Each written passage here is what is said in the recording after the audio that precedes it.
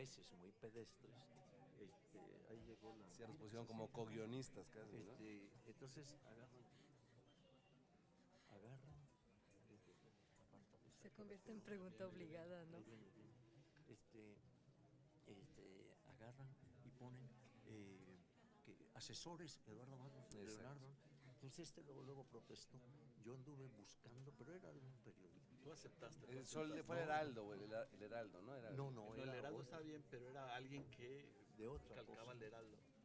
Sí, Ah, pero entendió mal. Y entonces, Todos echamos la culpa y los dos. Sí. Claro. ¿Qué pasó? ¿Qué pasó? ¿qué pasó? Yo busco a estas niñas. Pues ahora sí arrancamos. Sí, ahora sí ya. ¿no? Estamos. Hola. Hola, muy buenas tardes. Antes que nada agradecerles el acompañarnos a nombre del Colegio Nacional a la presentación de este libro nombrado Al pie del Templo Mayor de Tenochtitlán, estudios en honor de Eduardo Matos Moctezuma, quien además está aquí presente y en el centro de la mesa. Esta es una obra que publicamos en el Colegio Nacional este año, pero que se desprende de un coloquio, una mesa redonda que hubo en el 2015 organizada por Leonardo, quien es el coordinador del libro, junto con Jimena Chávez Valderas, y fue un encuentro que duró unos 3 días, si mal no recuerdo. ¿Cuántos fueron? ¿3? 5 días, en los que se habló, y van a hablar ya ahorita ellos que son los especialistas, de lo más actual que hay en la investigación y en estudios en torno al Templo Mayor de Tenochtitlán. Entonces es un honor para nosotros poder estar en Guadalajara presentando este libro. Es la segunda vez que logramos sacarlo al público y que llegue a nuevos lectores. Y es un privilegio y un gusto tener aquí tanto a Leonardo, quien fue el autor y coordinador de esta obra, como a Eduardo Matos, y tener además el privilegio de quien comente este título el día de hoy, será la doctora Marta Lorenza López Mestas, o Lorenza López Mestas. Bueno, doctora por muchos conocidos aquí en Guadalajara, gran investigadora especialista de la cultura de Occidente y la arqueología en esta zona, que ya presentaré más adelante. Yo seré muy breve, como saben, la fila es como un carrusel de emociones y de alegrías, y nos da nada más 50 minutos exactos para poder presentar, con lo cual, sin mayor preámbulo, doy palabra a Leonardo López Luján, quien un poco da la bienvenida y contexto de este título. Por favor, Leonardo. muchísimas gracias, Alejandro. Pues agradezco al Colegio Nacional, a la FIL y sin duda a la doctora López Mestas que hayan hecho posible esta presentación y obviamente a todos ustedes por estar aquí con nosotros, ¿no? Siempre es una celebración presentar un libro y un poquito lo que yo quería hablarles en unos cuantos minutos era lo que motivó o qué fue lo que motivó la creación de este libro, ¿no? Como ustedes saben, nosotros los arqueólogos que trabajamos en la Ciudad de México nos dedicamos fundamentalmente al estudio de la civilización mexica y sin duda a los vestigios, a estudiar los vestigios de la capital imperial, de la famosa Mexico Tenochtitlan o simplemente Tenochtitlan, una ciudad de 13.5 kilómetros cuadrados y con 200,000 habitantes, es decir, desde aquella época era aquello un desastre, ¿no? Con tanta gente. ¿Cuáles son los obstáculos que enfrentamos los arqueólogos que excavamos en la Ciudad de México? Fundamentalmente, pues, traspasar, esa capa de asfalto y concreto que representa la Ciudad de México, metrópolis, la 9ª ciudad del mundo en cuanto a población, ¿no? Con 20 millones de habitantes. Sin embargo, no solo ustedes ven ahí la superficie de Tenochtitlan y arriba la foto satelital, ¿no? Sin embargo, más importante que este obstáculo es que el área donde excavamos fue nombrada en 1987 por la UNESCO como Patrimonio de la Humanidad. Y sin duda se trata del centro histórico más rico en cuanto a monumentos del continente americano. Entonces no podemos, no se nos permite, ¿no?, demoler estas joyas, ¿no?, que son parte de nuestro patrimonio para rescatar la otra parte. ¿Qué es lo que tenemos que hacer? Pues lo que Eduardo Matos llama ventanas hacia el pasado, estas pequeñísimas excavaciones. De repente hacemos un túnel, no nos dejan mucho los ingenieros, pero sobre todo hacemos pozos y trincheras en un lugar que no tiene para un arqueólogo nada de romántico, ¿no? A veces en medio de ambulantes, ¿no?, a una profundidad bastante considerable, en un lugar que está, pues, que es muy húmedo, que además es pestilente porque están rotas todos los drenajes, pues hacemos nuestras labores. ¿Cuál es el premio de esta empresa? Sin duda que a 1 metro de profundidad aproximadamente, encontramos la ciudad europea más importante de ultramar, la Ciudad de México, capital de la Nueva España entre 1521 y 1821, estos 3 siglos en la que esta ciudad fue una verdadera metrópolis del continente y que no solo regía los destinos de la Nueva España, sino también de las Filipinas. Y lo que encontramos ahí son las riquezas de los hábitos onerosos de sus pobladores europeos y sus descendientes, porcelanas chinas, botijas en las que se transportaba vinos y demás. Seguimos excavando, vamos más abajo y a partir de los 3,5, 4 metros hallamos los restos de la antigua Tenochtitlan.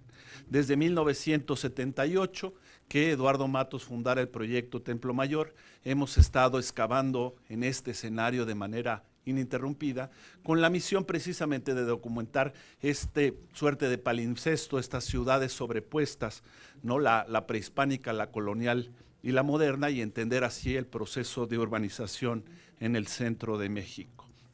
Entre los hallazgos más significativos se encuentra sin duda el descubrimiento de la pirámide principal de Tenochtitlan, el Templo Mayor, una pirámide doble de 45 metros de altura, que sin duda era el Sanctum Sanctorum, el centro religioso más importante de todo el imperio.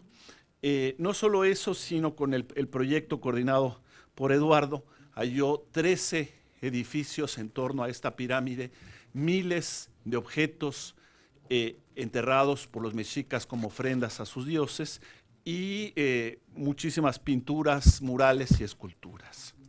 En los últimos años el conocimiento se ha revolucionado porque hemos trabajado muy intensivamente no solo el proyecto Templo Mayor, sino el programa de arqueología urbana que es dirigido por Raúl Barrera.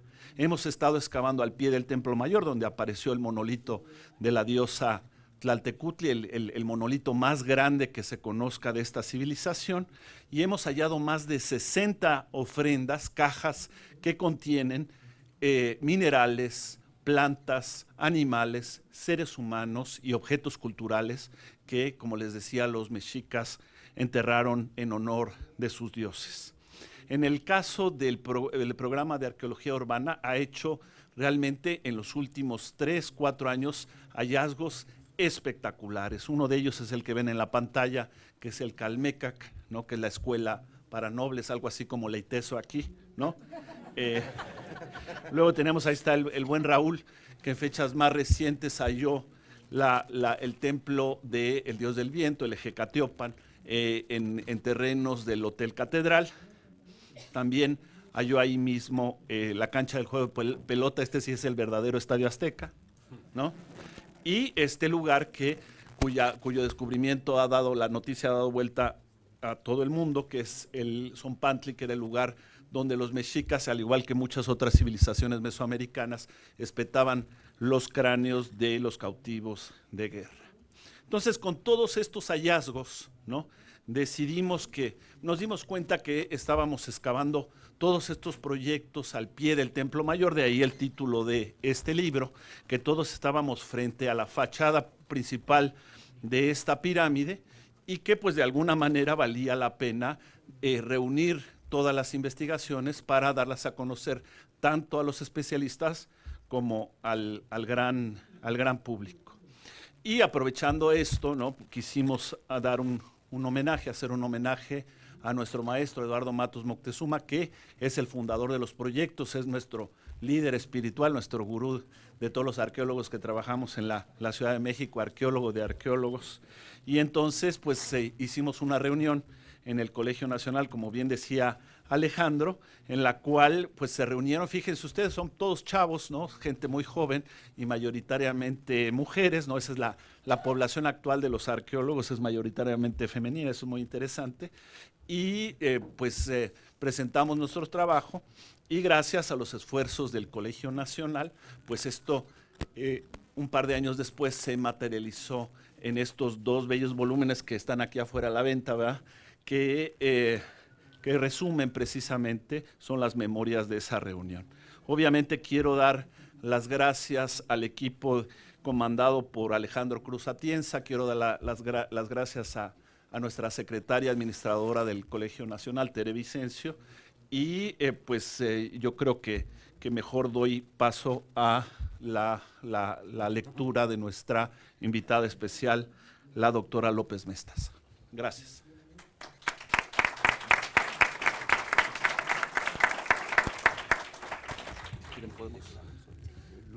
¿Se puede prender la luz?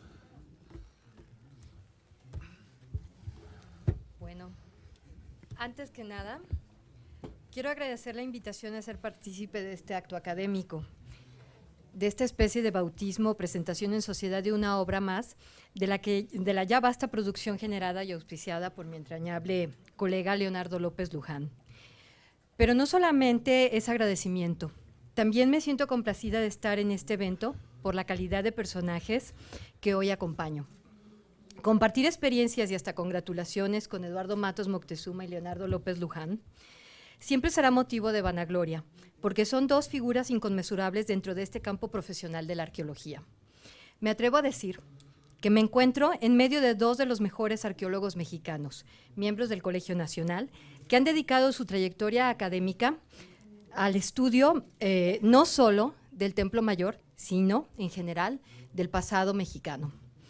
Su sola presencia reconforta nuestro espíritu académico, máxime que su rigurosidad analítica se empalma con su sencillez, su jovialidad discursiva, su conversación amena y espíritu de gremio, en el buen sentido de la palabra, su generosidad en este campo del saber. También parte del motivo de mi regocijo es la distinción que me hacen para que, con motivo de esta publicación editorial, externe algunas palabras, no para realizar un profundo y meticuloso análisis de su contenido, la verdad es un reto que no me propuse, sino, como dije, es ayudar un poquito a arrojarle las aguas bautismales a esta criatura que nace vigorosa y en cabal salud. Por cierto, un ritual que se repite continuamente, porque tanto Leonardo como Eduardo son autores sumamente prolijos que nos regalan continuamente los resultados de sus estudios. Presentar esta obra de 2 volúmenes es un honor porque son el reflejo de un proyecto que ha tenido una larguísima trayectoria y que se ha caracterizado por ser uno de los pocos programas, si no es que el único, que cumple con todas las encomiendas de investigar, conservar, difundir, enseñar. Y en este sentido, puedo afirmar que se trata de una investigación interdisciplinaria, que no solo ha contado con el trabajo de una miriada de arqueólogos, sino que Eduardo y Leonardo han sabido encabezar a numerosos especialistas de variadas disciplinas. Para mí, estar aquí tiene una significación también muy personal, ya que una mañana por allá de los 70s, cuando todavía era una chica de primaria, vi una noticia en la televisión que cautivó mi atención. Hablaban del descubrimiento de la Coyolxauhqui, un nombre que nunca había escuchado y francamente ni sabía qué significaba, pero que me marcó tanto que desde entonces me propuse ser arqueóloga y de una manera, pues aquí estoy con ustedes. Además, claro está, de compartir y disfrutar de este grato momento definitivamente. Sin más, tras este ligerísimo preámbulo, paso a realizar algunos breves comentarios e impresiones que me dejó la lectura de estos 2 volúmenes de Al pie del Templo Mayor, estudios en honor de Eduardo Matos Moctezuma. El Templo Mayor no solo fue el centro de la ciudad, fue también un punto neurálgico de la cultura prehispánica y un centro de referencia en Mesoamérica. Es también un gran esfuerzo individual, colectivo, institucional, para rescatar su grandeza y reconstruir ese pasado remoto. Un esfuerzo que por décadas ha contado con la iniciativa, tesón y templanza de Eduardo Matos, secundado por Leonardo López Luján y una gran cantidad de entusiastas arqueólogos nacionales e internacionales. Bien, pues muchos de esos arqueólogos han hecho causa común con Leonardo López y Jimena Chávez Valderas, primeramente en un amplio evento titulado Primera Mesa Redonda de Tenochtitlan, efectuada en 2015 y cuyos resultados dieron forma a este libro que hoy presentamos. Se trata de un texto coordinado por ambos, donde se compilan estudios de muy variado tipo y dimensión, pero todos centrados en torno a un espacio emblemático, el Templo Mayor. Es el estudio de todo un conjunto arquitectónico, pero los análisis que encontramos en estos 2 tomos no se limitan a las formas arquitectónicas ni a lo material. ya que la arquitectura como manejo físico de espacios está determinada por un sistema social, el cual patentiza sus estructuras conceptuales y simbólicas en la organización de los espacios. También incorpora y manifiesta el accionar de los miembros de tal sociedad, produciendo una interacción dinámica entre los usuarios y los edificios como una totalidad o proceso único. O dicho en otras palabras, es considerar el espacio en su espacialidad, es decir, construido a partir de las relaciones sociales tejidas en su interior, al igual que su historicidad y sociabilidad como aspectos interdependientes y relacionados entre sí. Es decir, el Templo Mayor es abordado como un espacio percibido, concebido y vivido que se expresa mediante un conjunto de relaciones sociales, económicas, políticas y culturales entre los individuos y los grupos que ahí estuvieron, que se perfila y configura como resultado de la acción social sobre la naturaleza, así como de la propia dinámica social. Así que la arquitectura y por ende el manejo de los espacios debe considerarse como un objeto de producción social, pues ésta refleja los procesos e ideas predominantes y presentes en una sociedad. Es por ello que, además de los rasgos físico-materiales, debe considerarse el impacto de lo subjetivo, la cosmovisión y la ideología cuyas características laten y se materializan en las mismas formas arquitectónicas. Por eso, por ejemplo, en esta publicación se analiza el papel de los símbolos y la forma como adquieren estructuras de significado, así como su relación con la práctica humana.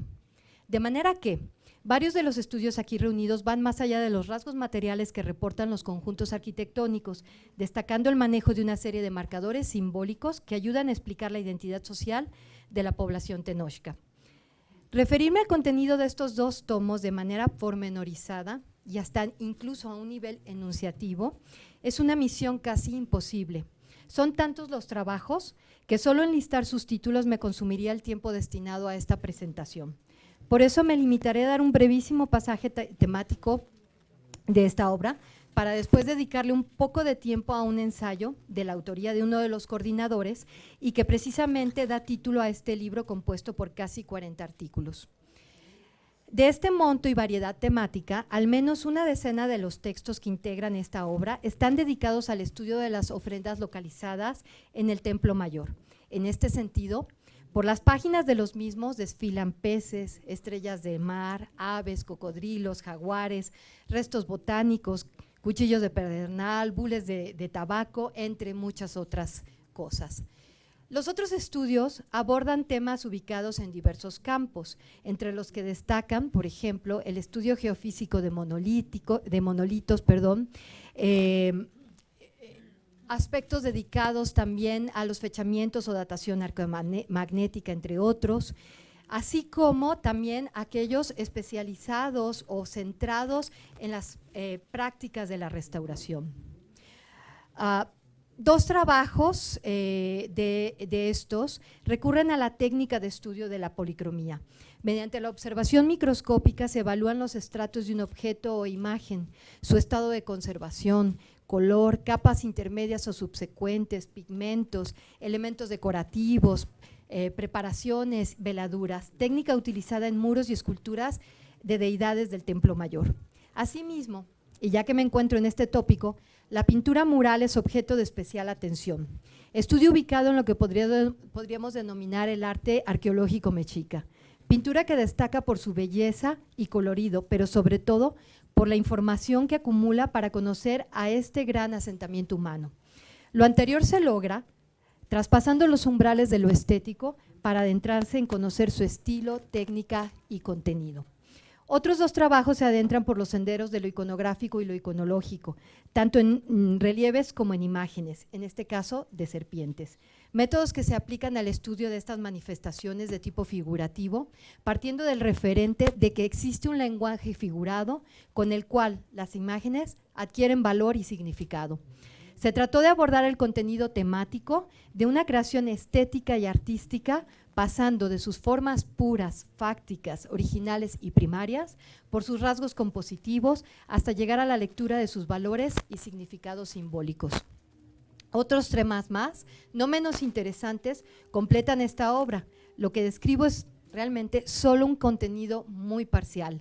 Pero los resultados de estos estudios y otros más que omito, repito, son imposibles de detallárselos. Comprar y leer estos 2 volúmenes puede ayudarles a disipar las dudas, a acercarse al conocimiento con más detalle, aparte de ampliar su horizonte cultural. Lo que sí demuestra esta publicación es que el Templo Mayor ha sido y está abordándose como una totalidad, ofreciendo imágenes multicolores, como un abanico que se agita y expande, haciendo llegar aires frescos a la arqueología mexicana. Ahora bien, como comentaba algunos minutos antes, de toda esta gama de temáticas abordadas, el énfasis dominante está puesto en el estudio de ofrendas, tendencia que no es fortuita, ya que el acto de enterrar ofrendas en el seno de los centros ceremoniales fue una práctica constante en Mesoamérica y debe considerarse como una de sus características culturales más notables. En general, las ofrendas del Templo Mayor tienen un punto en común: obedecen a un espacio y geografía sagrada. Están depositadas en puntos precisos del centro ceremonial, es decir, su centro, los ejes de las plazas y de los monumentos principales, así junto a imágenes de deidades específicas. Ahora bien, son ofrendas enterradas con una intencionalidad específica y para que trasciendan en el tiempo. Son ofrendas colocadas para la posteridad, ofrendas donde lo dominante es estar situadas en torno a un centro ceremonial con toda su función cósmica y organizadora del territorio humano y sagrado. Estas ofrendas enterradas expresan al mismo tiempo una relación de pertenencia y un reconocimiento como valor religioso, al tiempo que dan cuenta de un cierto homenaje a algunos personajes terrenos. Los monumentos y complejos arquitectónicos del Templo Mayor adquieren un gran valor intrínseco al poseer una ofrenda enterrada en su seno. Se convierten en un referente celeste y cosmogónico. La ofrenda sacraliza dicho lugar.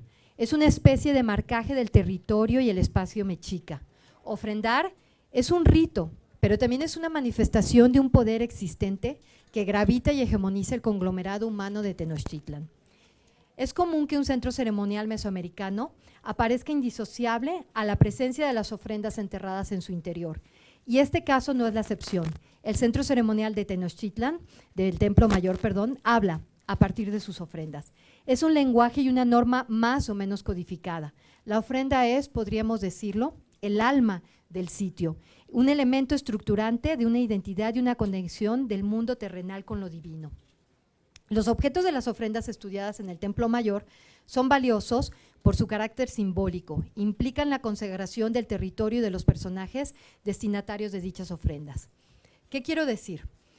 Que los espacios ofrendados en el Templo Mayor son una manifestación de tipo figurativo, poseen un lenguaje figurado con el cual las imágenes adquieren valor y significado. Una imagen y una forma de lenguaje que quiere ser descifrado, labor que realizan quienes dieron cuerpo y forma a los artículos relativos al tema. A través de estas ofrendas, los aspectos ideológicos y mentales son leídos o entendidos en dependencia o como un reflejo de lo que se manifiesta en la cultura material. Es de agregar que las ofrendas poseen una diversidad de significados, es decir, que se realizaron por cultos variados de acuerdo a motivaciones específicas como edificaciones de obras religiosas, calamidades, fechas ceremoniales, ritos de promoción o ritos funerarios, entre otros. Esto indica que obedecieron a factores de orden material y subjetivo que motivaron la acción humana, lo que hablaría de la conexión entre existencia terrenal y extraterrenal, aunque en varios textos estos se presentan de manera genérica. Pero lo ideológico permea a los objetos ofrendados. Ahora bien, desde publicaciones previas, estos mismos aspectos ideológicos son abordados colateralmente por López Luján al estudiar la arquitectura religiosa en Tenochtitlan. Partiendo de la consideración de que en Mesoamérica, bajo determinadas circunstancias, algunas ofrendas fueron enterradas en lugares sagrados para el propósito de conmemorar o consagrar monumentos, edificios o eventos calendáricos, constituyéndose en las llamadas zonas o espacios liminares mesoamericanos consagrados al contacto con los dioses y recrear sus aspiraciones. Aunado a esto, López Luján identifica el edificio como el lugar donde el tlatoani o gobernante realizaba penitencia previa investidura o era velado al momento de su muerte. Dicho de manera muy sintética, el trabajo de López Luján muestra la asociación entre cosmovisión, diferenciación social y legitimación del orden hegemónico en un pequeñísimo espacio material y simbólico. Las investigaciones de este autor tienen conexión con aspectos tratados por Eduardo Matos, quien indaga sobre las formas y figuras del poder. Por ello, la supremacía mexica implicaría que estas edificaciones del Templo Mayor son íconos de supremacía económica. Las ofrendas, mitos y ritos que tendrán lugar en él reflejarían tanto la ideología del grupo dominante como la subyugación militar de otras sociedades. Sin negar lo anterior, estos espacios tienen que leerse entonces también como escenarios públicos donde se ejerce y reafirma el poder, expresando signos rituales sobre su dominio del territorio. Y ya que estoy hablando de estos arqueólogos, pasaré a puntualizar que en un texto central de esta obra, desde mi subjetiva percepción, es Al pie del Templo Mayor, de Leonardo López, quien parte de que el Templo Mayor de Tenochtitlan ha proporcionado una gran cantidad de imágenes y textos en un libro abierto donde puede leerse la vida religiosa, política y económica de aquellos tiempos prehispánicos. Era un templo de adoración y punto donde se concentraba la tributación de pueblos vecinos y los resultados y beneficios de las cosechas agrícolas del área. Un lugar neurálgico y en expansión, donde se escenificaban sacrificios, donde se diseñaban expediciones militares, un sitio que expresaba y simbolizaba el poder y la ideología del Imperio Mexica. Un templo mayor con diversas ampliaciones que indican las fases de engrandecimiento de ese poderío. Un importante sitio arqueológico que nos proporciona gran información e imagen de grandeza, gracias al proyecto arqueológico del Templo Mayor. Pues bien, apoyándose en esa información obtenida en los últimos 3 lustros, Leonardo da pie a este texto, destacando que durante este lapso temporal la atención estuvo centrada en el estudio de la estructura y sus rasgos arquitectónicos y a los procesos humanos que ocurrieron al pie de dicha plataforma. El autor resalta las reconstrucciones que efectuaron sobre esta plataforma, lo que implicaba un gran trabajo en el que participó un buen número de personas. Sobre las causas de dichas elevaciones pudieron estar presentes aspectos sociopolíticos e incluso causas naturales derivadas del asentamiento en este lugar.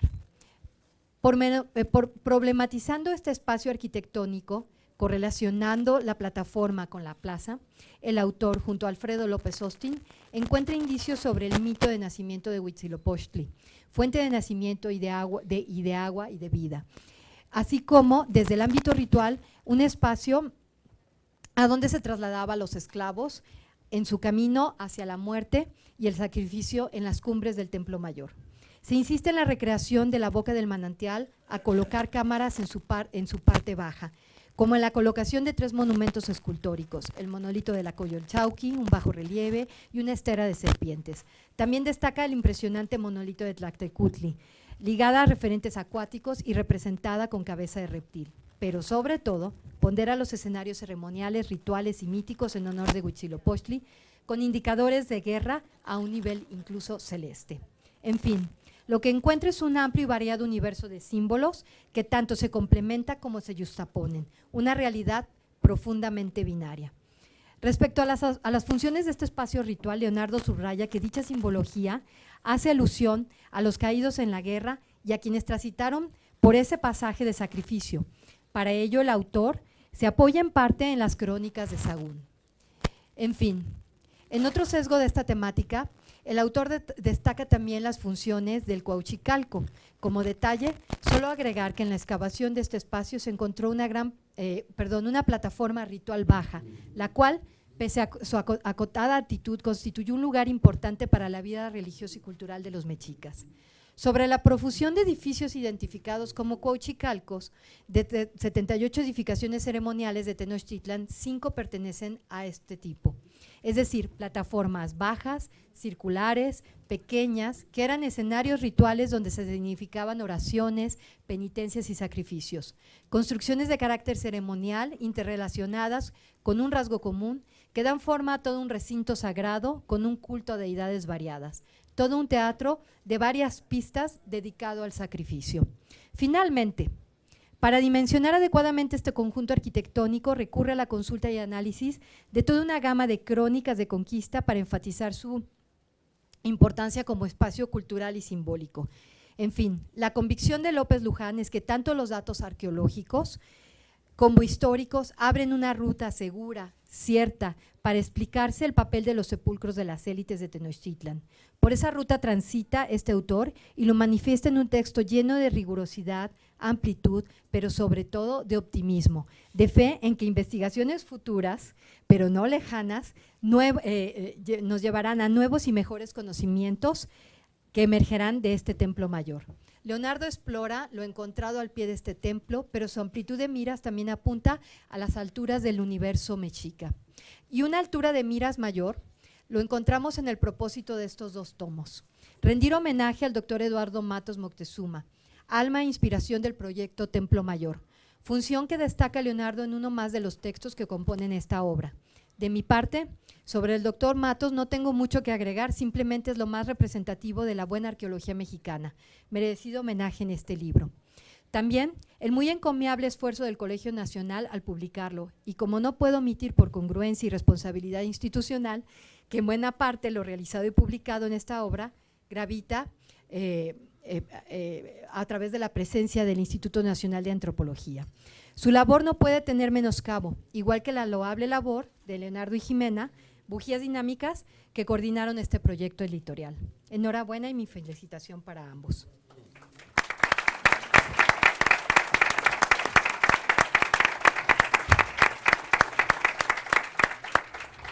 Muchísimas gracias, Lorenza, creo que fue una extraordinaria revisión, qué bueno que tenemos todos los títulos. Efectivamente es una obra amplia, como ven, más de 50 textos reunidos, pero bueno, pues sí recoge lo más reciente en ese tipo de estudios. Solo antes de pasar la palabra a Eduardo y poder concluir con una serie de comentarios, esperemos que dé tiempo, solo un par de agradecimientos que omití al inicio, y es antes que nada agradecer a la FIL Guadalajara, porque esto es una mesa que se llevó a cabo gracias también al acuerdo del colegio con la FIL, en este programa que se llama La FIL también es ciencia, a la que estamos invitados. Y también agradecer a toda la gente que nos sigue vía streaming por los canales de YouTube y la página del Colegio Nacional. Para quienes no sepan, en la página www.colnal.mx pueden seguir toda nuestra programación, todas las conferencias que se van a cabo en nuestra aula mayor, en el templo, bueno, en el templo mayor del Colegio Nacional. Se transmiten de manera libre y gratuita, así como cosas luego remotas como esta mesa que tenemos el día de hoy. Entonces, bueno, después de las palabras, querido Eduardo, por favor. Gracias. Bueno, primero el agradecimiento, como decía Lorenza, a dos instituciones que en este caso han unido esfuerzos para lograr lo que tenemos a la vista. Primero, los trabajos bajo los auspicios del Instituto Nacional de Antropología e Historia, al cual pertenecemos tanto Leonardo como yo, y también ella, y al Colegio Nacional. El Colegio Nacional realmente ha, digamos, dado una nueva faceta de lo que es esta institución que reúne a 40 especialistas en diferentes ramas del saber, ¿no? Tenemos aquí a la doctora Companys, que es miembro y quien acaba de recibir, por cierto, el Premio Nacional de Artes y Ciencias y no sé cuántas cosas, y muy merecido. Bueno. Que baile. Bueno, entonces realmente el Colegio Nacional se ha constituido para las diferentes ramas que están ahí representadas a través de personajes realmente muy relevantes, como Mario Molina, premio Nobel, como estuvo Octavio Paz, Carlos Fuentes, en fin, en un lugar de conferencias, de difusión de la ciencia, de la cultura y demás. Entonces, en su aspecto editorial, pues ha hecho aportes significativos como el que ven hoy en estos dos tomos. En esto también juega un papel importante el editor del colegio, que está aquí a mi izquierda extrema, para que no… y a Tere Vicencio, que es también nuestra secretaria general de la institución. Me voy a referir un poquito a lo que este proyecto significa, aparte de las lúcidas palabras que nos dio Lorenza. Además, se ve que sí leyó el libro, los 39 artículos y que da, además, en bellas palabras, lo que es una investigación arqueológica, ¿no? Pero no solo arqueológica, digamos que la arqueología es la que permea, pero dentro de esto, allí hay trabajos, por ejemplo, de biólogos, de químicos, físicos, en fin, una gama enorme de especialistas que ahora colaboran con la arqueología. Actualmente ya la arqueología no se considera nada más por sí misma, sino que cuenta con el apoyo, bajo la dirección del arqueólogo, en todos estos conocimientos. Entonces, pues, el libro además tiene una virtud y por eso deben adquirirlo, porque está representando prácticamente los últimos hallazgos de pocos años para acá, de lo que se ha ido encontrando frente al Templo Mayor, de ahí el título que escogió Leonardo y Jimena para dar al libro. Allí van, como ya lo decía Lorenza, van a poder encontrar una cantidad, una variedad de temas que realmente sorprende. Yo cada vez que me entrevista algún periodista y me dice que cuáles son los aportes, digo, mire, el proyecto está dando un nuevo rostro al Mexica.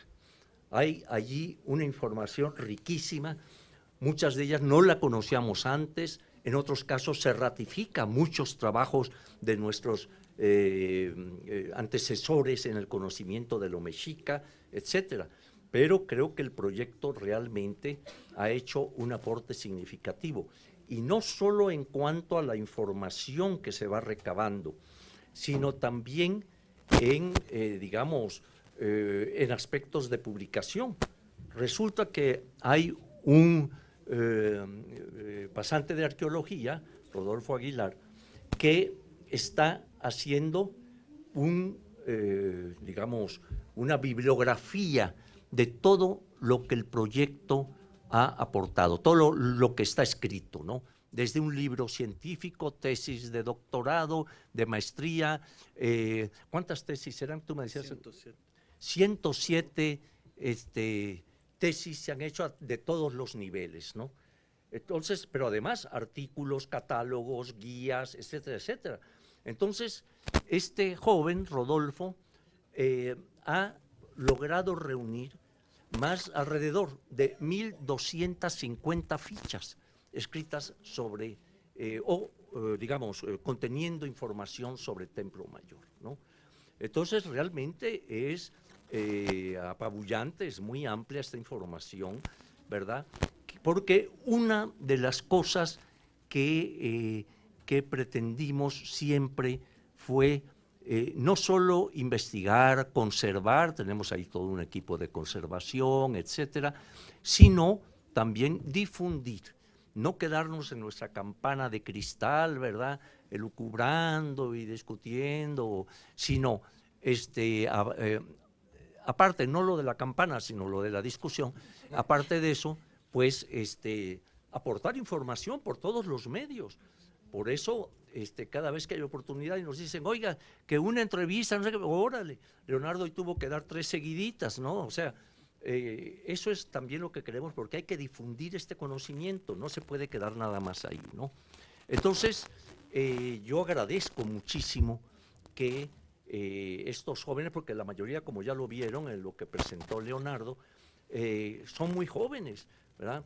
Estas chicas, estos jóvenes, ¿verdad? Algunos de ellos han hecho su tesis sobre un tema específico del proyecto. Entonces, han ido, pues, aportando con ese conocimiento y con una seriedad, además, impresionante, ¿no? Entonces, no se vayan a comprar el libro y regresan. Sí, ¿no? Porque hay que... Además, como un anuncio, un paréntesis segundo, que tenemos un 2x1 el día de hoy, nada más para que promovamos más la compra, la venta de este libro. Se va a vender el Templo Mayor más el discurso de ingreso de Leonardo López Luján, que tiene un título complicado de pronunciar y más para gente con mala dislexia como yo, pues Pasado Pluscuamperfecto, que es un discurso bellísimo donde le explica sus orígenes del amor por la arqueología, desde sus viajes a Roma y los obeliscos hasta su profesión el día de hoy. Entonces, ambos títulos van a estar a 590 en lugar de uno solo por 600. Entonces hay un descuento, un 2 por 1. Ahí está, es el buen fin El Buen del Fin. Colegio Nacional. El buen jueves, el buen jueves. No, espero que no termine el Colegio Nacional, pero realmente sí es una oportunidad porque los 2 tomos están a 540. Ahora, si quieren llevarse lo de Leonardo, pues ya sube a 590, ¿no? Entonces, no. Suelo contar mal, ¿eh? Ahora sí no. No, pues, bueno, así me dijeron allá afuera, ¿no? Es que 590, no, es que, claro, esos son 2 tomos, además con muchas láminas a color, y el otro es un librito. Cada vez que alguien ingresa al Colegio Nacional, tiene que leer un discurso de ingreso, ¿no? Y efectivamente, como decía este muchacho, pues el de Leonardo versó sobre aspectos de los obeliscos estos egipcios y cómo fueron llevados, toda una historia apasionante, ¿no? Entonces, pero por lo general son cosas breves, concretas, ¿verdad? Por eso cuesta menos, ¿no? Aunque yo diría que a lo mejor ese debía que estar los 540 y 50 o no sé cuánto. Bueno, entonces pues el hecho es que realmente yo agradezco muchísimo. Imagínense que estos jóvenes, yo siempre digo, que ahora lo voy a repetir, que muchos de ellos no nacían cuando empezamos el proyecto Templo Mayor, hace ya casi 42 años. O sea, no habían nacido estos chavos, caray. Y entonces, muchos de ellos también, al igual que Lorenza, ya lo confesó, que en algo por lo menos influyó, ¿no? Para que estudiaras arqueología. Entonces, y qué bueno que así fue mi querida Lorenza López Mestas Camberos. Yo nada más soy Eduardo Matos Moctezuma, ¿no? En fin, bueno, para no atormentarlos mucho y no sé si habrá espacio para algunas preguntas, ¿verdad? Y sobre todo para que firmemos los libros, quiero ver eso. Aquí sobre todo el compilador, el coordinador y quien escribe además varios de los trabajos. Entonces, pues nada más agradecer este homenaje, iba a decir este pequeño homenaje, no, es un gran homenaje que esos jóvenes, ¿verdad?, hayan aceptado pues que se hicieran en mi honor estos 2 tomos. Realmente un gesto muy bello de ellos, reconocer la ancianidad en este caso. Pues nada más, vamos a escuchar si alguien tiene preguntas, no sé si Leonardo quiere agregar algo. No, bien. Si alguien tiene algún... Oye,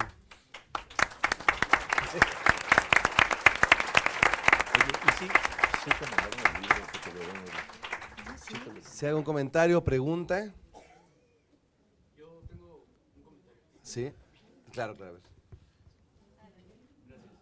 Antes que nada, ¿sí está prendido? Sí. Agradecer la oportunidad de que nos encontramos aquí ante las eminencias en la arqueología en México. Y pues qué mejor oportunidad para poder hacer una pregunta y conocer sus opiniones al respecto, porque pues ha existido muchísima polémica con respecto al poblamiento de Mesoamérica, de dónde vinieron los ancestros y bueno, todo esto. Mi pregunta es, en la década de los 90 se hizo un hallazgo, se llama Ceruti Mastodon, que son los restos fósiles de un mastodonte que se encontró en California. Y supuestamente, según cómo se encontraron los fósiles y su disposición, que esto había sido obra humana. Y según la datación, lo que nos dicen es que tienen aproximadamente como 140,000 años de antigüedad. Entonces, de acuerdo con las teorías más aceptadas, pues el poblamiento de América probablemente sucedió hace como 50,000 años, supuestamente. Entonces encontramos estos vestigios y entonces abre una nueva discusión al respecto de que entonces probablemente América estuvo poblada muchísimo más antiguamente de lo que se había pensado. Su servidor, bueno, es alguien que apoya la postura de que la presencia humana ha existido desde antes de la última glaciación Y bueno, ustedes como los arqueólogos expertos, me gustaría conocer su opinión al respecto de si esto es posible, que la presencia humana en Mesoamérica haya existido desde hace 100.000 años o no tiene más de 50.000. Gracias. Bueno, creo que te engañaron cruelmente, porque la última glaciación Wisconsin pues fue ya más reciente, y los datos arqueológicos controlados perfectamente, etcétera, no dan arriba más o menos de 20.000 años de la presencia del hombre en lo que hoy es México. Entonces, 140.000 es totalmente, es más, nos mete inclusive con el hombre de Neandertal prácticamente, y aquí no hay neandertales, no se han encontrado. Entonces, pues sí, habría que corregir esa información. Diles a los que te la dijeron que les mandas un saludo afectuoso, pero sí, que no te cotorren. Quiero aprovechar nada más rápidamente para comentar, ya se fue mi amigo Merlo, allá está otro arqueólogo, porque dijiste 3 eminencias, no, 3 y 4 eminencias. Y además hay un gran biólogo que es Robert Bay, que allá está atrás también, que se ha dedicado al estudio de las plantas y demás, ¿no? Bueno, pero alguien más quería intervenir. ¿Tú querías decir? Bueno, maestro, una sola pregunta. Se hicieron unos pozos en el atrio de catedral y descubrieron unas escalinatas. Allí es parte también del Templo Mayor. Si fuera cierto, ¿por qué mejor no tirar esa catedral? Bueno, efectivamente, en el atrio se encontraron algunos restos que es de la primera catedral, la catedral primera que se hizo. Ya esta otra que conocemos ya es de diríamos, la segunda parte del siglo XVI. Bueno, pero también recientemente se encontró por Raúl Barrera una lápida mortuoria que cubría los restos de uno de los primeros canónigos de la Nueva España, don Miguel de Palomares. Y se hizo todo el estudio por Jimena Chávez, la coordinadora junto con Leonardo del libro. Entonces, en fin, muy bien. Lo que usted plantea, me lo plantearon en 1978, cuando empezaba el proyecto. Yo tenía 5 años de edad, muy joven. Y resulta que me dijo un señor, oiga, profesor, ¿por qué no se extiende allá? Tire la catedral. Y le dijo, oiga, cuidado con lo que está diciendo, porque resulta que la catedral es uno de los grandes monumentos, ¿verdad? Yo no soy gente de clerecía, ni mucho menos, pero aquí lo que está contando es el patrimonio, ¿no? Y tanto es nuestro patrimonio lo colonial como lo prehispánico, inclusive ya después lo histórico. Entonces, realmente hay que saber entender estas presencias y estas convergencias, ¿no? Ahí atrás.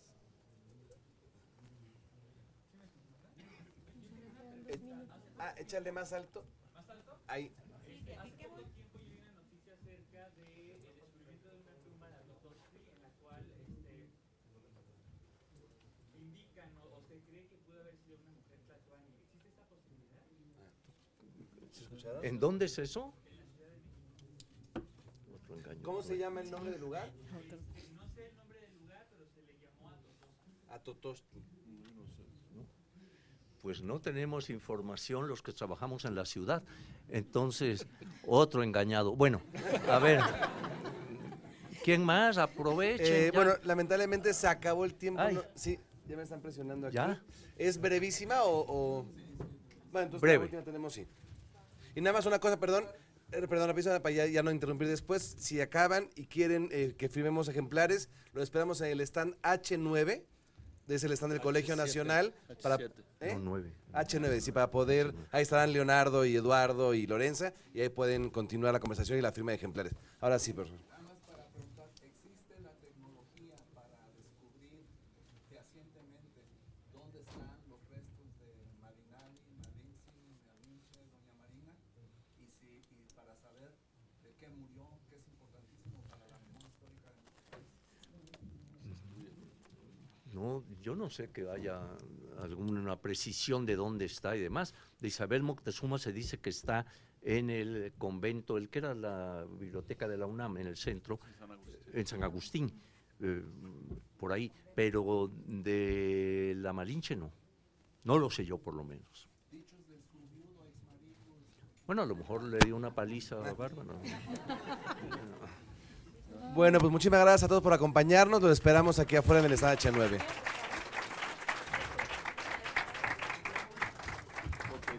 A ver. Sin lentes. Muy bien. Mira, Te queríamos pedir, Leonardo y yo, que somos del Comité de Estudios de Cultura Náhuatl, que si puedes entregarnos, ya sea que nos lo mandes a Leonardo o a mí, como quieras, tu texto para que se publique en Estudios de Cultura Náhuatl, las reseñas. Sí, con todo gusto. Sí, Por ahí claro. le corrijo alguna Mándaselo a él. Si imprecisión de no, última cámbiale hora. lo que quieras y se lo mandas a él. Pero no, con Qué todo amable gusto. por su participación, ¿eh? Es que la identidad mexicana Sí. tiene que sobrar, no es porteño, nada. Oigan, ya estoy terminando la tesis.